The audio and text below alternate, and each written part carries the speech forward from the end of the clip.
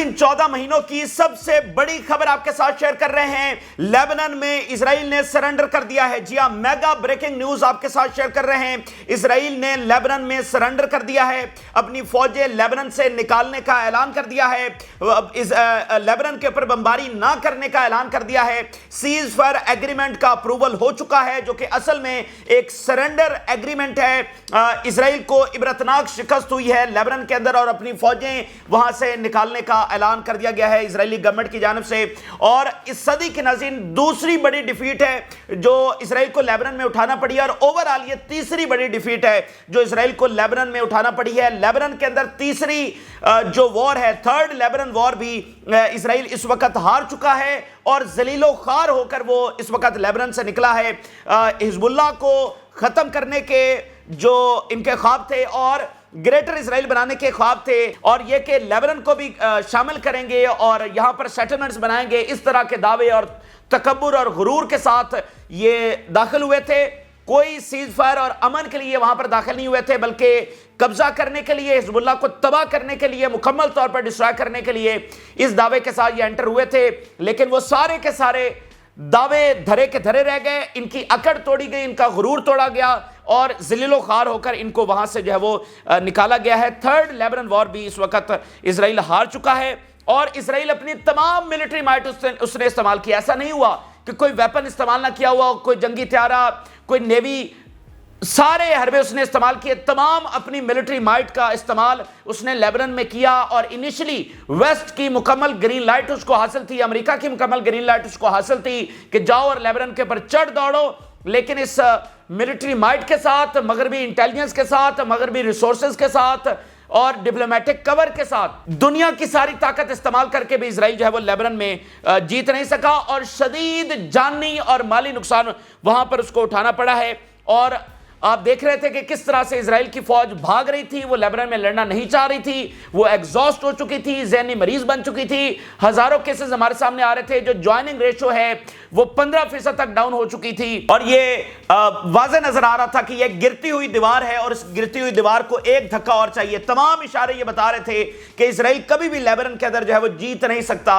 और हम आपको तमाम जो सबूत थे इजराइल के अंदर से, जो इनकी लीडरशिप बात कर रही थी, जो इजरायली मीडिया बता रहा था क्या तबाही हो रही है, जो थिंक टैंक्स बता रहे थे, जो इजरायली सेटलर्स भाग रहे थे, जो इकोनॉमी तबाह हो रही थी, जो इनकी लेजिटिमेसी खत्म हो रही थी, जो हिजबुल्लाह की पार थी, जो रीजनल शिफ्ट था, जो ग्लोबल एक डायनामिक्स चेंज हो रहे थे, ये सारे फैक्टर्स हम बता रहे थे कि ये सारे मिलकर इस बात का 100% इशारा करते हैं कि इजराइल कभी भी लेबनान से जीत नहीं सकेगा, कभी भी लेबनान को हरा नहीं सकेगा और यहां से एक ऐसी डिफीट खाकर निकलेगा कि सारी दुनिया देखेगी कि ये इजराइल की पावर है।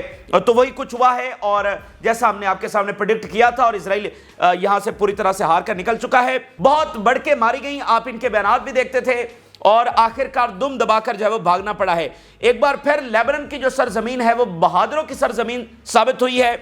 और आप देखिए, जब तमाम मुल्क भीगी बिल्ली बनकर पीछे बैठ गए थे, उस वक्त हिजबुल्लाह मैदान के अंदर आई। 14 महीने हिजबुल्लाह ने जंग लड़ी है, 14 महीने उसने इजराइल की बमबारी का सामना किया है। कितने लेबनीज सिविलियन हजारों की तादाद में शहीद हुए, कितने हिजबुल्लाह के फाइटर्स जो है वो शहीद हुए, हिजबुल्लाह की कितनी लीडरशिप, खुद हसन नसरुल्लाह जो है वो गजा के लिए शहीद हो गए। वरना वो किस लिए जंग में आए थे? गजा के लिए आए थे ना। तो हसन नसरुल्लाह ने अपनी जो है ना जान की कुर्बानी दी। कितनी मजीद जो लीडरशिप है वो शहीद हुई, फाइटर शहीद हुए, लेबनीज निहत्ते लोग शहीद हुए। तो 14 महीने उन्होंने इस फिरौन का सामना किया, इस एग्रेशन का सामना किया, बमबारी का सामना किया, लेकिन उन्होंने सरेंडर नहीं किया।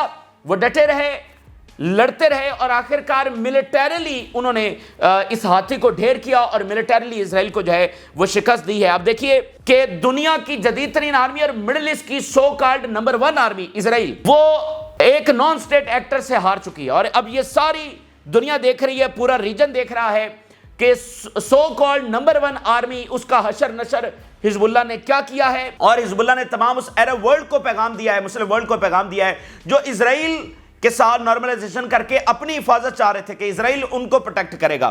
तो हिजबुल्लाह ने बताया कि ये जो आर्मी है ये कोई आर्मी नहीं है, ये सिर्फ औरतों और बच्चों के ऊपर जुल्म कर सकती है, रियल वॉर ये नहीं लड़ सकती है। तो जो ये सोच रहे हैं کہ وہ اسرائیل کے ساتھ اس لیے نارملائزیشن کریں گے کہ اسرائیل ان کو پروٹیکٹ کرے گا، تو اس بات کو بھول جائیں۔ آپ دیکھیں 14 مہینے اوورال جنگ جاری رہی حزب اللہ کی، اور 60 دنوں سے زیادہ کا زمینی آپریشن تھا جس میں 1 لاکھ سے زیادہ فوج تھی، اور جو اسرائیلی فوج ہے وہ دنیا کی جدید ترین ٹیکنالوجی کے ساتھ لیس ہے۔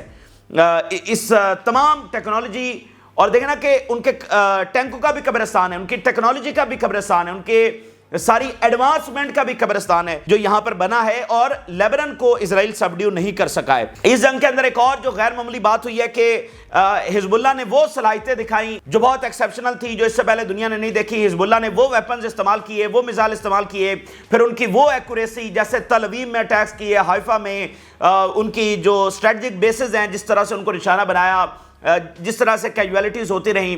تو حزب اللہ اس جنگ سے پہلے کچھ اور تھی، لیکن اس جنگ کے بعد حزب اللہ ایک بالکل نئی آرمی کے طور پر اسٹیبلش ہو چکی ہے۔ جیسے 2006 میں جب حزب اللہ نے اسرائیل کو ہرایا تھا تو دنیا کو پتا چلا کہ اچھا یہاں پر کوئی حزب اللہ بھی ہے اور اتنی پاورفل کہ وہ اسرائیل کو ہرا سکتی ہے، لیکن وہ حزب اللہ تو کچھ بھی نہیں تھی۔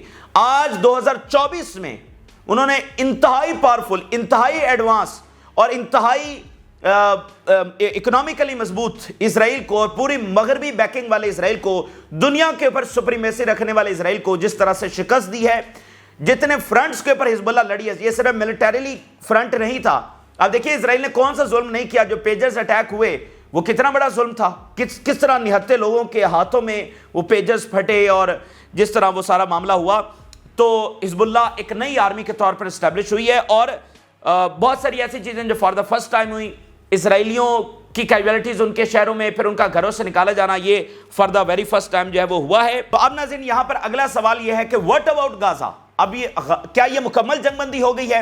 لیبنن کے حوالے سے تو یہ خبر آ گئی ہے کہ وہاں پر فوجیں بھی نکل جائیں گی اور جنگ بندی ہو گئی ہے، لیکن غزہ کا کیا؟ اصل جنگ تو غزہ کی ہے، تو اس چیز پر ایگریمنٹ کا غزہ کے ساتھ کیا تعلق ہے؟ کیا مکمل جنگ بندی ہو گئی ہے؟ کیا غزہ میں بھی جنگ بندی ہو گئی ہے؟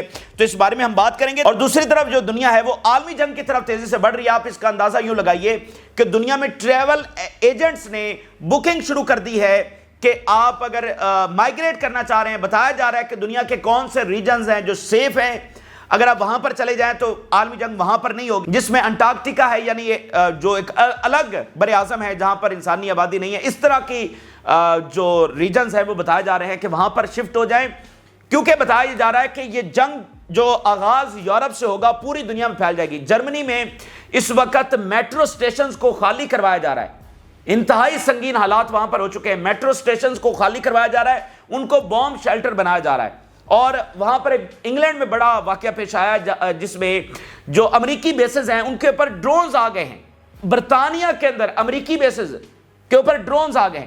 تو وہاں پر صورتحال اس وقت یہ بتائی جا رہی ہے کہ کسی بھی وقت عالمی جنگ چھڑ سکتی ہے۔ اب ایسا لگ رہا ہے کہ امریکہ نے شاید یہاں پر جنگ بند کروا کے سارا فوکس ادھر کر لیا ہے، ٹھیک ہے، اور ابھی مکمل جنگ بندی تو نہیں ہوئی لیکن وہ مین فوکس ہے وہ ادھر اس وقت لے گئے ہیں، اور وہاں پر صورتحال اتنی سنجیدہ ہے، اتنی خوفناک ہے، اتنی خطرناک ہے کہ کسی بھی وقت عالمی جنگ وہاں پر چھڑ سکتی ہے۔ اس طرح کی تیاریاں یورپ میں ہو رہی ہیں۔ آپ اندازہ لگائیے کہ نارمل حالات تو نہیں ہیں کہ بکنگ شروع ہو گئی ہے کہ یہاں سے مائیگریٹ کر جائیں، اور میٹرو سٹیشنز کو خالی کروانا شروع کر دیا گیا ہے جرمنی کے اندر۔ تو یہ معمولی حالات نہیں ہیں، تو وہاں پر یہ صورتحال بنی ہوئی۔ یہ ساری تفصیلات آپ کے ساتھ شیئر کرتے ہیں، لیکن سب سے پہلے جو سیز فائر کے حوالے سے ڈیٹیلز سامنے آ رہی ہیں، اس کے مطابق اسرائیل لیبنن سے اپنی فوجیں نکال لے گا، کوئی بمباری وہ لیبنن کے اندر نہیں کر سکے گا، اور یہ معاہدہ آج لیبنیز یا بیروت اور یروشلم ٹائم کے مطابق 10 بجے، یہاں ساؤتھ ایشیا اور بیروت کا آلموسٹ 3 گھنٹوں کا فرق ہے، تو یہ بیروت ٹائم کے 10 بجے جو ہے نا معاہدہ امپلیمنٹ ہو جائے گا، لاگو ہو جائے گا، ٹھیک ہے، اور فوجیں نکال لی جائیں گی، بمباری بند کر دی جائے گی، اور اس طرح یہ ابتدائی جو رپورٹس، ابتدائی جو ڈیٹیلز اس معاہدے کے حوالے سے سامنے آ رہی ہیں۔ اس معاہدے کو اسرائیلی میڈیا نے واضح طور پر سرنڈر کہا ہے کہ یہ ایک سرنڈر ایگریمنٹ ہے جو اسرائیل نے کیا ہے۔ آپ ذرا اندازہ لگائیے کہ مڈل ایسٹ کا کوئی بھی ملک اسرائیل کو مجبور نہیں کر سکتا کہ وہ ایئر اٹیک نہ کرے، یعنی صرف طاقت ہی اسرائیل کو سرنڈر کروا سکتی ہے، سر نگو کروا سکتی ہے، ان کو ایئر اٹیک سے رکوا سکتی ہے۔ مڈل ایسٹ میں اسرائیل کی جو ایئر سپیریورٹی تو سب کو پتا ہے، ان کے مقابلے کے جنگی طیارے تو کسی کے بھی نہیں ہیں، پوری مڈل ایسٹ کی فضاؤں کے اوپر یہ راج کرتے ہیں ان کے جنگی طیارے۔ تو لیبنن جیسا ڈیفنس لیس ملک وہ کیسے اسرائیل جیسے ظالم ترین ملک سے منوا سکتا ہے کہ آپ ہمارے اوپر ایئر اٹیک نہیں کریں گے؟ کون ہے دنیا میں جو اسرائیل سے یہ منوائے گا؟ وہ چاہیں گے تو اٹیک کریں. تو اگر وہ مانے ہیں، اگر وہ اس بات کے اوپر ایگری ہوئے ہیں کہ نہیں ہم نہیں کریں گے، جنگی طیارے ان کے پاس ہیں، لیبنان کے پاس کوئی ڈیفنس نہیں ہے. ایسا نہیں ہے کہ لیبنان کے پاس بھی F-35 کھڑے کر دیے گئے ہیں کہ اسرائیلی آئیں گے تو آپ بھی F-35 اڑا کر ان کو تباہ کر دینا، ایسا تو کچھ بھی نہیں ہے. تو پھر کس چیز نے ظالم ترین اسرائیل کو مجبور کیا؟ یہ طاقت ہی ہے نا، طاقت کے ذریعے کہ ہم پھر تل ابیب کو ہٹ کریں گے، جو انہوں نے کر کے سارا 14 مہینوں میں دکھایا ہے. تو یہ طاقت نے بیسیکلی اسرائیل کو یہ سرنڈر کرنے پر مجبور کیا کہ فوجیں بھی نکالنا پڑ گی. آپ مجھے بتائیے کیا وہ فوجیں اس لیے لے کر گئے تھے کہ فوجیں نکالنا پڑیں گی؟ ان کے کیا گولز تھے؟ کہ سیٹلرز کو واپس لے آئیں گے؟ کیا وہ لا سکے ہیں؟ حزب اللہ کو ختم کریں گے؟ کیا وہ کر سکے ہیں؟ اور آج ان کی بمباری کا جو پاور ہے وہ بھی تو اسرائیل تو محدود ہو گیا نا. مجھے بتائیے اسرائیل بمباری کہاں کرے گا؟ نہ ادھر کر سکتا ہے ایجپٹ میں، نہ جارڈن میں، نہ لیبنان میں، تو کرے گا کہاں؟ مطلب اس کے نیبرہڈ میں کس کے اوپر جا کر بمباری کرے گا؟ تو اس کے جو جنگی طیارے ہیں اس کو تو محدود کر دیا گیا ہے.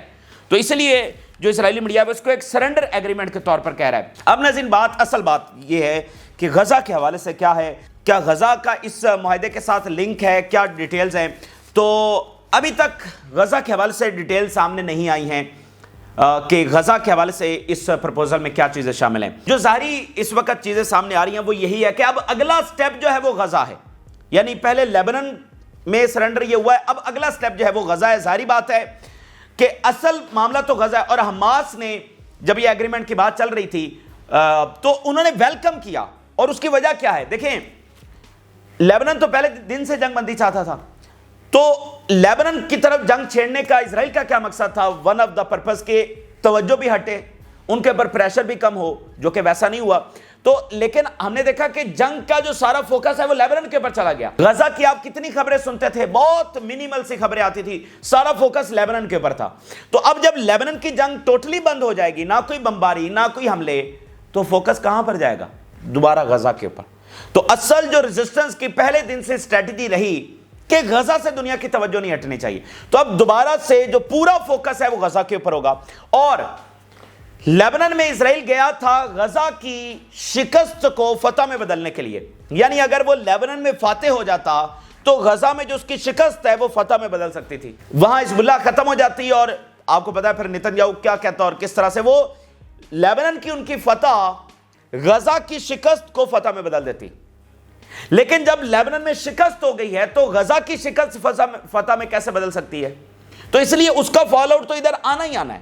اور آپ دیکھیں گے کہ یہاں پر جو شکست ہوئی ہے اس کا پھر آگے ظاہری بات ہے اثر پڑے گا. اور بہت ساری پارٹیز اس معاہدے کے اندر انوالو تھیں، تو ظاہری بات ہے غزہ کے حوالے سے بھی اس میں ڈسکشن ہوئی ہوگی. تو اس لیے فی الحال ہم صرف انتظار کرتے ہیں، آج یہ مزید ڈیٹیل سامنے آ جائیں گی کہ غزہ کے حوالے سے مزید چیزیں کیا ہیں.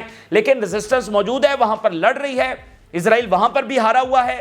اور پھر امپورٹنٹ بات یہ دیکھیے، نتنیاہو کے خلاف ٹرائل شروع ہو چکے ہیں اسرائیل میں، ابھی ود ان ڈیز شروع ہونے جا رہے ہیں. عالمی عدالت کے وارنٹس اپنی جگہ پر موجود ہیں. تو it's game over for Netanyahu and for Israel. تو ان کا یہ جو دونوں فرنٹس ہیں یہ کنیکٹڈ تھے، تو وہاں پر شکست اور یہاں بھی مزید ڈیٹیلز سامنے آ جائیں گی. نتنیاہو نے جو سپیچ کی اس میں وہی پھر پرانی دھمکیاں، جنگ جاری رہے گی، سیٹلرز کو واپس لے کر آئیں گے. تو بھائی کیوں نہیں لے کر آتے سیٹلرز کو واپس؟ تو لے کر آؤ نا سیٹلرز کو واپس، تمہیں کون روک رہا ہے؟ پھر بشار الاسد کو دھمکی لگا دی کہ تم تیار ہو جاؤ، تمہاری باری ہے.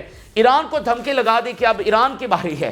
لیبنان سے ہار کر کہہ رہے ہیں ایران کی باری، اندازہ کریں. اور ایران کو نیوکلر جو ہے وہ ہم حاصل نہیں کریں گے اور فلاں فلاں.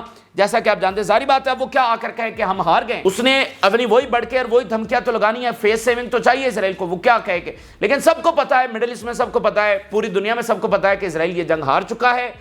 اس کا امن سے، پرپوزل سے، سیز فائر سے، ڈپلومیسی سے کوئی تعلق نہیں ہے، اس کا کوئی لینا دینا نہیں ہے. پہلے دن سے جب سے اسرائیل مڈل ایسٹ میں آیا ہے، جنگیں ہی جنگیں مڈل ایسٹ کا مقدر بنی ہیں. تو اس کا کوئی تعلق نہیں ہے کوئی پیس سے یا ڈپلومیسی سے. تو اصل بات ہے ڈنڈے کی پاور. تو یہ ڈنڈے نے، یہ طاقت نے مجبور کیا اسرائیل کو پیچھے ہٹنے پر. اب ذرا کچھ ہیڈ لائنز دیکھیے. اسرائیل پی ایم نتنیاہو announces ceasefire with Hezbollah in Lebanon. Netanyahu, Bashar al-Assad must understand that he is playing with fire. We are determined to prevent Iran from obtaining nuclear weapons. اب ذرا یہ تو اس کے بڑھ کے ہوں گی. اسرائیلی اپوزیشن لیڈر کا بیان دیکھ لیجئے. It was under Netanyahu that we saw the biggest catastrophe in history. No agreement with Hezbollah will erase his negligence. तारीख की सबसे बड़ी कैटास्ट्रॉफी हमने उठाई है। The far right government was dragged into agreement with Hezbollah. Currently towns in north are destroyed, peoples lives shattered and army is exhausted. वो कह रहे हैं कि ये ड्रैग हुए एग्रीमेंट में, इन्होंने कोई एग्रीमेंट किया नहीं है, इनको मजबूरन करना पड़ा, ये उनका अपोजिशन लीडर कह रहा है। तो देखें, यही वो बयानात थे जब ये जंग चल रही थी, तो हम ये सारे हकायक आपके सामने रखते थे कि ये जीत नहीं सकते। अब वो कह रहे हैं कि ये तो सरेंडर हुआ है, तो गजा के हवाले से भी रेजिस्टेंस मौजूद है, रेजिस्टेंस लड़ रही है, वहां पर तो इजराइल जीत नहीं सका है, तो जीत उनकी कहीं नहीं है।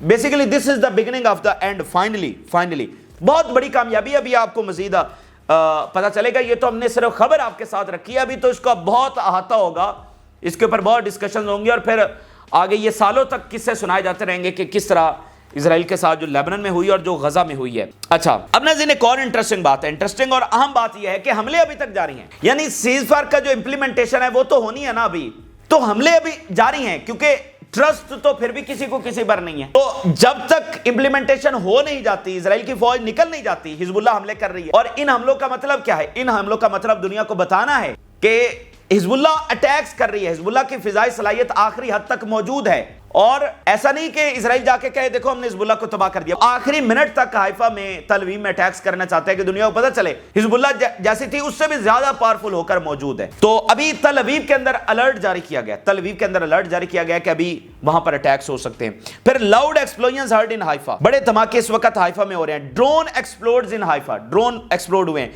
Haifa and Nahariya under Hezbollah fire, पूरी तरह से हमलों की जद में हाइफा और नहारिया आ चुके हैं। Heavy missile barrage launch towards Nahariya, heavy missile barrage was launched toward the occupied territories, settlers injured in the Kiryat Bialik settlement while heading to the shelter. Attack by a squadron of drones towards the occupied Western Galilee. 2 Israeli soldiers killed and 4 injured in battle in southern Lebanon. Ground attacks के हवाले से खबर आ रही है, 2 मारे गए और 4 जख्मी हैं लेबनान, जहां से इन्होंने फौजें निकालनी, तो पता चले कि हिजबुल्लाह मौजूद है हर जगह पर। और गजा से खबर देखिए, Israeli army soldiers killed in Gaza strip, तो गजा में कौन सा ये जीत चुके हैं, तो गजा में रेजिस्टेंस मौजूद है और उनकी हलाकतों की खबरें वहां से भी आ रही हैं। तो जैसे अब देखें ना कि नेतन्याहू वहां पर एक इजराइल में क्या है, एक हारा हुआ और इजराइल को तबाह करने वाला वारंट उसके खिलाफ बैरूनी तौर पर आलमी अदालत ने पहली बार किसी इजरायली प्राइम मिनिस्टर के खिलाफ जारी किए और अंदरूनी तौर पर करप्शन के चार्जेस। तो अब इसका फॉल आउट बेसिकली आने वाला है, तो आगे मजीद देखते हैं। लेकिन अब जरा चलते हैं आलमी सतह के ऊपर क्या हो रहा है, रशिया यूक्रेन वॉर। अब नाज़रीन, जो नेतन्याहू का प्लान हमने पहले डिस्कस किया था कि इसका प्लान ये था कि ट्रंप वहां पर जंग रुकवाएगा, इधर फोकस करेगा, मिडिल ईस्ट में इधर सपोर्ट करेगा। और उसकी जो तमाम कबीना ये कह रहे थे हमारे लिए ये आइडियल टीम है, ये बातें हुई थी।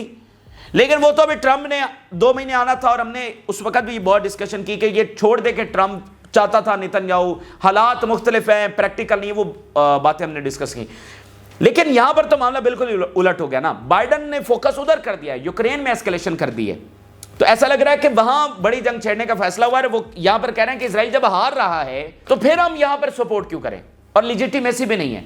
तो इसलिए ये एक बड़ा शिफ्ट जब वहां पर नजर आ रहा है, क्योंकि या तो बाइडन का ये होना कि वो जंगें रोकना चाह रहा हो, जंगें तो वो नहीं रोकना चाह रहा, अभी भी यहां पर मिडिल ईस्ट में मुकम्मल मामला थमा तो नहीं है, तो जंगें वो नहीं रोकना चाह रहा, वो अपना शिफ्ट यूक्रेन की तरफ कर रहा है। और वहां पर एक आलमी जंग की सूरत हाल पैदा हो चुकी है, किसी भी वक्त वहां पर जंग छिड़ सकती। और वो किस तरह से, वो इस तरह से कि अभी बड़ी जो डेवलपमेंट हुई है, ड्रोन्स देखे गए हैं बर्तानिया में अमेरिकी बेसिस के ऊपर, 3 बेसिस के ऊपर ड्रोन्स देखे गए हैं। यानी अब इससे संगीनी मुझे बताइए और क्या होगी कि बर्तानिया में अमेरिकी बेसिस हैं, उनके ऊपर ड्रोन्स देखे गए हैं। तो अगर आप इसकी संगीनी का अंदाजा लगाइए, एक भी ड्रोन अगर टकरा गया तो ये बर्तानिया के ऊपर हमला होगा। बर्तानिया नेटो का मेंबर है, तो पूरे नेटो के ऊपर हमला तस्वर किया जाएगा। ये इतनी सी बात है, ये इतना संगीन मामला है कि वो ड्रोन 3 बेसिस के ऊपर आए हैं।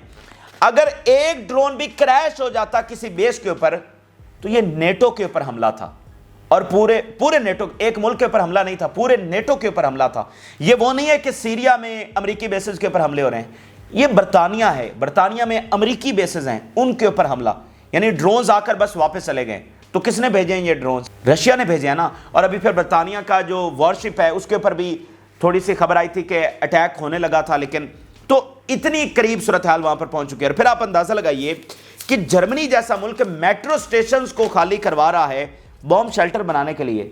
आप संगीनी का अंदाजा लगाइए कि बातें नहीं हो रही हैं, مطلب وہاں پر پراپر تیاریاں ہو رہی ہیں. روس کے اندر جو نیوکلر بام شیلٹرز ہیں وہ بنائے جا رہے ہیں, اور جرمنی اپنے میٹرو سٹیشنز کو خالی کروا رہا ہے. یعنی دیکھیں نا, نارمل چلتے ہوئے یہ ملک پوری دنیا سے ٹورزم ہے. آپ صرف اس بات کے اوپر فوکس کریے کہ پوری دنیا سے ٹورزم ہے, تو کوئی ملک اپنا بیڑا غرق کیوں کرنا چاہے گا؟ خوف پھیلا کر کے کوئی دنیا کا بندہ اس کی طرف آئی نہ. میٹرو سٹیشنز خالی کروائے جا رہے ہیں, تو کچھ ہے تو یہ کروایا جا رہا ہے نا. یعنی جرمنی ہے, چل رہا ہے زبردست طریقے سے, دنیا سے لوگ آ رہے ہیں, اسٹڈی ویزے اپلائی ہو رہے ہیں, بزنسز ہو رہے ہیں, انویسٹمنٹس ہو رہی ہیں, اور اچانک سے وہ ملک ہے کہ یہاں پر تو میٹرو سٹیشن خالی کرو, جنگ چھڑنے جا رہی ہے. کیا انویسٹمنٹس ہوں گی؟ کیا اسٹڈی ویزا ہوں گے؟ کیا دنیا کا ٹریول ہوگا؟ کیا ٹورزم ہوگا؟ بزنسز ہوں گے؟ سب کچھ رک جائے گا نا. تو کوئی ملک اپنا بیڑا غرق کیوں کرنا چاہے گا؟ تو اگر وہ کر رہے ہیں تو اس کا مطلب یہ ود ان ڈیز کی بات ہے, ود ان ڈیز. اور پس منظر ذہن میں رکھیں کہ یوکرین کی جنگ 2 سال سے زیادہ چل رہی ہے, اور وہ اب اس پیک کے اوپر پہنچ گئی ہے کہ وہ ورلڈ وار کے اندر کنورٹ ہونے جا رہی ہے. اس لیے جو لوگ کہتے ہیں نا کہ اچھا سب نارمل ہے, سب نارمل نہیں ہے, کہ ایک بیک گراؤنڈ ہے پیچھے کانفلکٹ کا, اور آلریڈی ایک رشیا جیسے ورلڈ پاور انگیج ہے. آپ ذرا اندازہ کریں پچھلے 24 گھنٹوں میں کیا واقعات پیش آئے ہیں. Long range missiles fired at Russia, discussing sending nuclear weapon to Ukraine, NATO warned businesses to enter war time scenario. Business leaders کو کہا گیا ہے کہ وار ٹائم سینیریو کے اندر داخل ہو جائیں. NATO discussing preemptive strike on Russia. UK and France discussing troops deployment to Ukraine. And finally, Germany is drawing up plans to use metro stations as air raid shelters. یہ صرف پچھلے 24 گھنٹوں کے developments ہیں. اتنی زیادہ تیزی کے ساتھ تبدیلی آ رہی ہے. تو اس لیے آج کا دن, کل کا دن, پرسوں کا روز آپ کو خبر آئے گی کہ اتنا بڑا عمل, یعنی یوکرین میں نیوکلر بھیجنا یہ کوئی چھوٹی بات ہے. ایسے فیصلوں کے لیے دہائیاں لگتی ہیں, یہاں پر صرف چند گھنٹے لگ رہے ہیں. تو چونکہ بائیڈن کے پاس ٹائم تھوڑا ہے, آپ کو بار بار یہ بات پہلے بھی ہم کر چکے ہیں, تو ایک ایک دن میں وہ چیزیں ہوں گی جو دہائیوں درکار ہوتی ہیں. تو اس لیے, اور پھر مڈل ایسٹ میں یہ جنگ بند ہونا اور امریکہ کا پریشر استعمال کرنا, امریکہ کا, بائیڈن جیسے بندے کا جس نے 14 مہینے کچھ نہیں کیا, اب وہ اتنا پاورفل ہو گیا کہ اس نے اسرائیل کو کہا کہ بند کرو. آپ دیکھیں نا کہ سم تھنگ ویری سیریس, کہ وہ اس طرف اپنا سارا دھیان جو ہے وہ شفٹ کر رہے ہیں. تو یہ اس وقت کی تازہ ترین تفصیلات ہیں. باقی ابھی کچھ گھنٹوں میں جب یہ امپلیمنٹیشن ہو جائے گی تو پھر ہم دیکھتے ہیں, اور ابھی امپلیمنٹیشن ہوتی ہے یہ بھی دیکھنا ہے, اور امپلیمنٹیشن ہو جائے گی تو اس کے بعد کیا سینیریو بنتا ہے یہ ابھی دیکھتے ہیں اگلے گھنٹوں میں. یہ تفصیلات آپ کے ساتھ شیئر کی. فی الوقت کے لیے ہمیں اجازت دیجیے. اللہ حافظ.